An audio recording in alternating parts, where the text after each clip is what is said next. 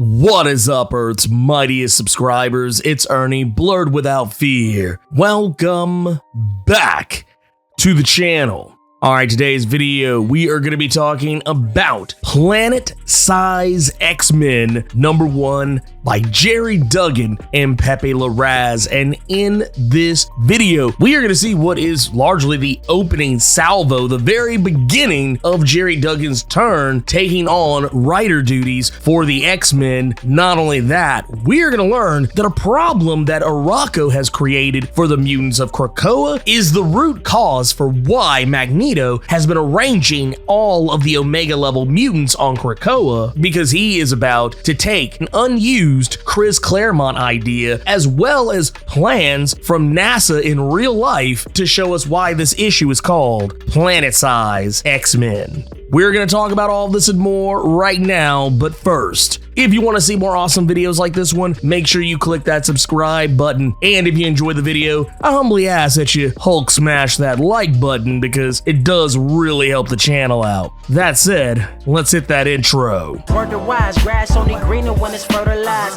Gave them truth in these songs, they prefer to lies. Destiny beautiful, adrift in her purple lies. You can't see me, you Stevie, wondering how I reach more evolutions than Evie and make it look easy.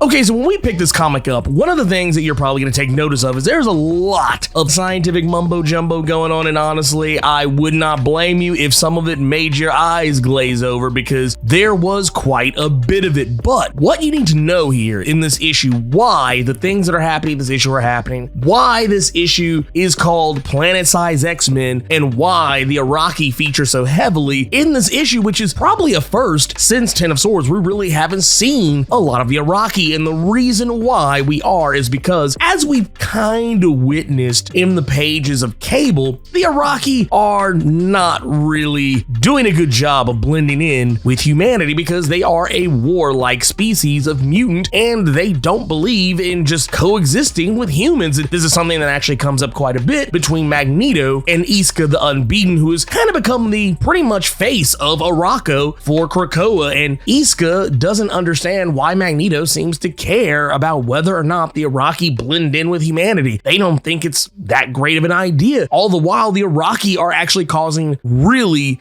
big and major problems for Krakoa. They're causing humanity to become incredibly uneasy because of their warlike nature. This is actually something that is echoed when we go to one of the solicitation pages that showcased Captain America and Cyclops meeting outside of the old Westchester mansion before the Hellfire Gala. The reason they're talking isn't it because of some friendly chat, it's because Captain America is concerned. Krakoa has gotten much bigger. As he estimates, it has grown by 500%, with a second island and satellite heat signatures indicating there are millions more mutants living in the South Pacific. This is in reference to Arakko, and apparently, yeah, everyone in the United States government, matter of fact, even the world government, everyone is concerned and everyone has gone to DEFCON 1. And the reason why Captain America is here to ask Cyclops what is going on face to face, man to man, is because he wants to know whether or not this is something that is going to continue. Are mutants going to start to take over the planet? Is Krakoa going to just keep growing into the point where humanity is pushed off the planet? That's kind of where Captain America's head is going with this. All of that aside, getting back to Magneto and Iska the Unbeaten, the thing that Magneto is trying to offer Iska as a way to maybe mitigate these problems is to give this warlike people something else to live for. What if the people of Arakko, the mutants there, didn't have to worry about war or battle? Maybe they could come up with a whole new export for what they do. And what Magneto is going to do is he is going to do something that Chris Claremont actually suggested for a storyline, a proposed storyline that he never really ever got to write. But it was an idea that I got to speak with Chris Claremont about, and I think it's really cool that it's happening now, and that is for Magneto to say, screw humanity, screw this whole trying to fight for some measly crumb of existence on some measly crumb of a planet. Why don't the mutants just go somewhere else? Why don't we terraform Mars and essentially create an entirely brand new ecosystem on a dead planet and call it our home? So that way we don't have to worry about humans anymore. And that's essentially what Magneto is about to do. Remember how Magneto was trying to organize and arrange all of the Omega level mutants on Krakoa? Krakoa, mutants ranging from Iceman to Elixir to Marvel Girl to Exodus to Kid Omega, Vulcan,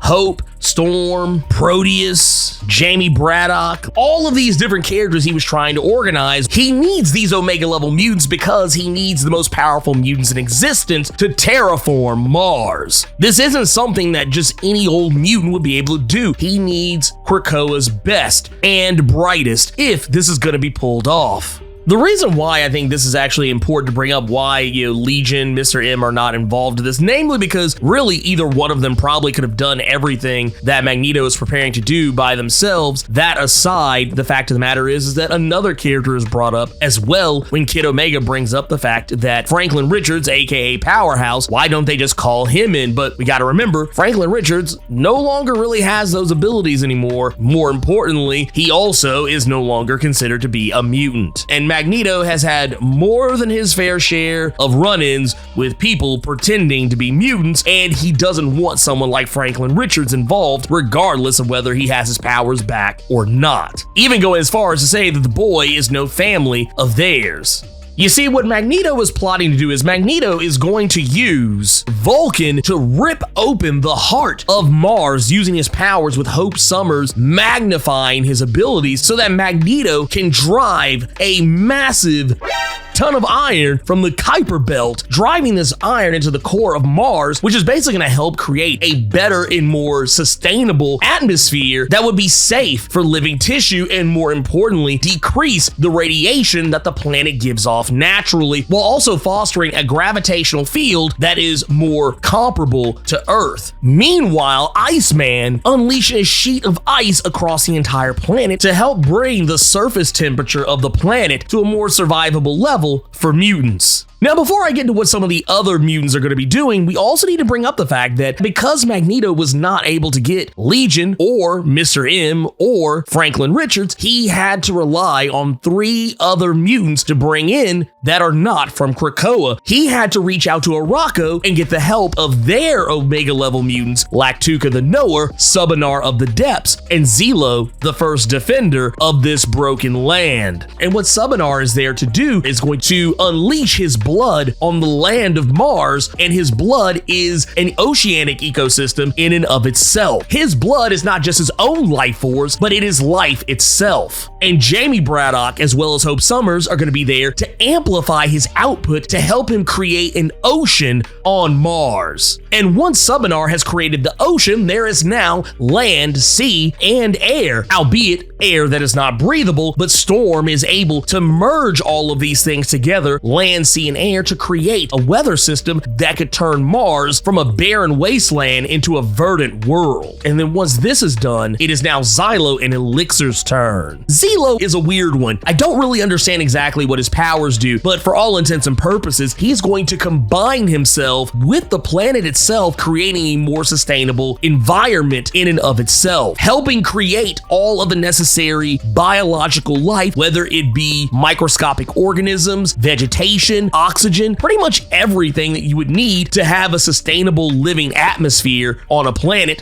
where people from Earth could survive. And Elixir is also going to combine his powers with Zelo to help facilitate this. Where Lactuca the Knower comes in is that her mutant power is that she knows everything. Literally, I mean it. She actually knows everything. Even when Marvel Girl is telepathically melding her mind with Lactuca's, she realizes that there is so much information. But what they need from Lactuca is the precise answer to how they're going to use the external gate to transfer Arakko and all of its mutants to Mars safely without killing anyone or destroying the island itself. And that is precisely what they do, thanks to Lactuca's knowledge. Now, you may be wondering, why is Magneto doing all this? Why is he going through all this trouble to create a planet for the Arakko mutants? And the reason why is because as Magneto has become closer to working with Sword and his direct interactions with him, he has actually started to realize that maybe mutants do actually speak for the entire Sol system. If they are the dominant species in the Sol system, then maybe they should have a say in it, which was kind of the mission statement when Sword was taken over by mutants after 10 of Swords. And that's essentially what they're doing. We've already seen how the mutants of Krakoa have completely transformed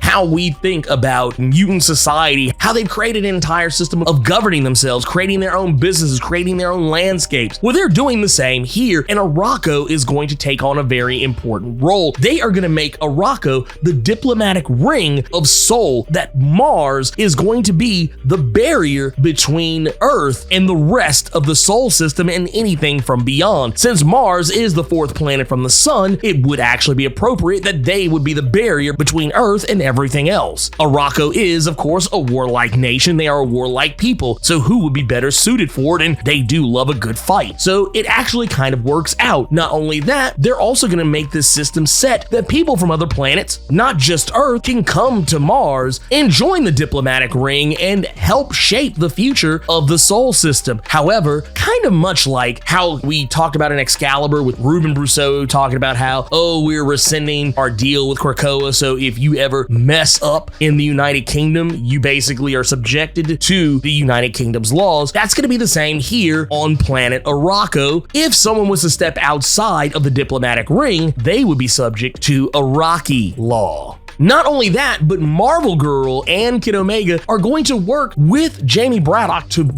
literally birth, a second sword base to hover over Arakko and act as a defense system for it. Something that, Jamie Braddock takes absolutely literally, and he actually becomes pregnant with a sword base. But fortunately, mutants like Elixir exist, so Jamie Braddock doesn't die from it. However, he is also able to create what they call Port Prometheus, a new space station that's going to be built on planet Arakko to act as parking for anyone who is visiting the planet, as well as also having its own bar. This is basically kind of setting up, once again, as we talked about Sword being like Deep Space Nine for mutants, this is basically making it even more so. Think of this as almost like a Mos Eisley situation, but for mutants, and maybe a less wretched hive of scum and villainy, or who knows, maybe it is. All we do know is that it will have a red lagoon, a little watering hole for the mutants of Arakko, and anyone visiting, I would imagine. All of this creation, all of these things that are happening right now, this is actually a part of Emma Frost's plan for the Hellfire Gala. Remember in X-Men number 21, we did see that Emma Frost was gesturing towards the stars, and we saw her gesturing towards something that appeared to be red. Thought maybe it might have been a star, maybe some kind of red star. That was in fact Mars, now known as planet Arakko, and the people we saw in the silhouette were Araki mutants.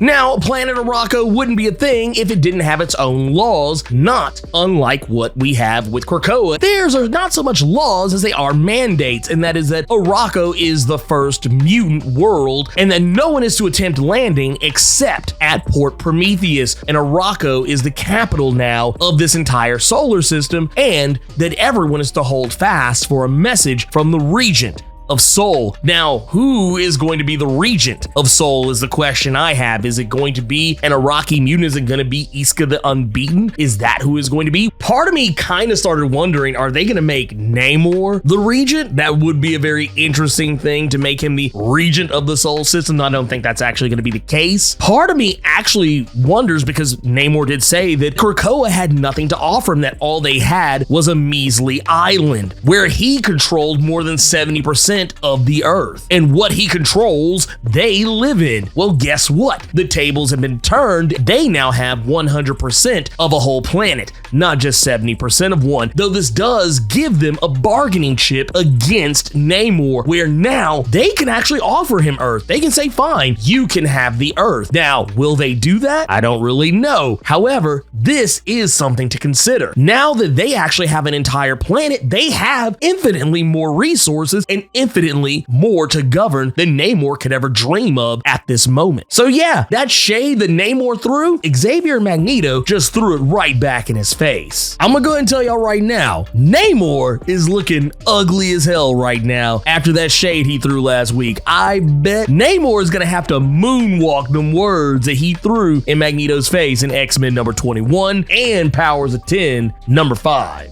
Now, all of that aside, I feel like I have just said so many amazing things about what Krakoa has accomplished, what the X-Men have accomplished, what Mutantkind has accomplished, but I do want to put a little cold water on this real quick, because I want to be honest with you guys. Them creating their own planet is not going to make all of their problems go away. Remember the old Mace and Notorious B.I.G. proverb, mo money, mo problems. Well, in this case, it's the more you're living your best life, the more people are gonna try to wreck it, and the more amazing shit you do, the more people are gonna come after you. This is not just gonna be some magic solve that's gonna heal the issues that have been going on with Arakko, because we do notice that when all this happens, cut back to Arakko, there is a shot where we're shown where Arakko is exhaling as it is another day of conquest for the living island, but for the first time, it is a bloodless victory, and it's gonna be interesting to see how the Araki mutants, how they adjust to this, because even once everything is brought together, we see a shot where Subanar even goes on about how everyone is to dive in and prove their worth, that the entire planet teams with their offspring, and that their young will grow and evolve and make war as all Araki do. Even in the same scene, we see that Lactuca is telling Marvel Girl that they know what is in our hearts, and Marvel Girl not even being 100% certain whether or not this is a good thing or a bad thing. We do know that the Araki still revere Apocalypse and Genesis, as at one point we see Zelo essentially create statues on planet Arakko to commemorate them. Like, it's incredibly beautiful and it's very wonderful to look at. But yeah, it does make me wonder, like, what is happening here? Like, what is the future? Is this all going to come back and burn Magneto? Because, you know, Magneto has essentially, for all intents and purposes, he's done the thing that Chris Claremont wanted him to do so long ago. And we do also know that's not the only problem going on right now with Krakoa. Right now, I mean, yeah, they've solved one tremendously huge issue, but they've technically created even more. We do know that some of the events that happened with X-Corp, which I didn't do a video for X-Corp because honestly, I just didn't really see a need in it at the time. And honestly, who knows? I may continue to feel that way. However, we do know that humanity is demanding Krakoan drugs in higher quantities and in bigger concentrations. And right now, Krakoa can't deliver that because in X-Corp number 1, the Savage Land was burned down due to human meddling. A man by the name of Jean-Pierre Coy, who Angel met with during X-Corp number 1, orchestrated a hit on the Savage Land to basically make the mutants look like they were doing something incredibly shady and wrong, basically using the Savage Land, which is for all intents and purposes a wildlife preserve, at least dictated by the UN, making it look as though they were using this land recklessly to manufacture their Krakoan drugs, and with this fire going off that essentially destroyed the entire facility that Jamie Madrox, the Multiple Man, was operating,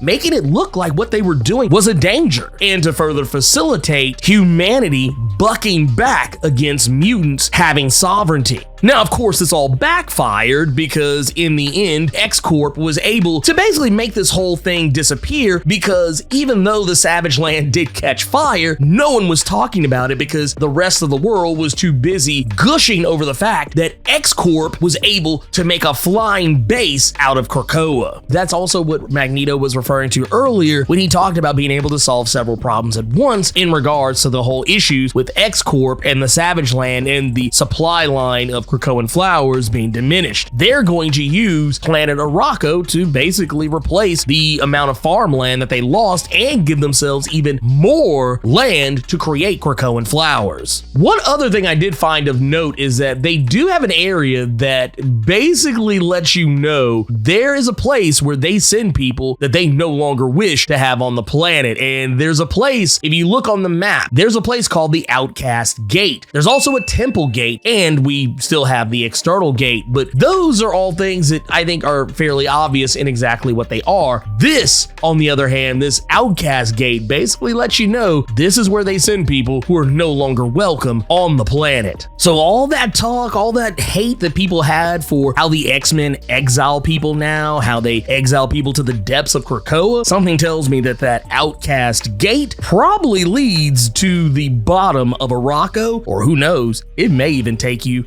someplace even worse. Not only that, we do know that apparently tensions between Magneto and the Scarlet Witch are not getting any better, and we will very likely see some kind of fallout coming from that in the near future. And I would even go as far as to say that the governments of the world, and NASA even more specifically, are not incredibly pleased with the idea that mutants basically took Mars for themselves. This was something that Magneto was even warned about. What happens when they get upset about the fact that we took this from them? This is something that both Forge and Storm at separate points in this comic bring up. We get a message from X-Desk with Dolores Ramirez, for all intents and purposes, saying this exact same thing, that people are probably going to be upset about this. This is going to cause some issues in some way, shape, form, or fashion. And NASA even brings up how they wish that maybe they would have had an opportunity to do this instead, and hoping that maybe they could work out something where they could go to Mars and learn more about how the mutants did this. Mutant ingenuity, mutant technology, the mutant circuit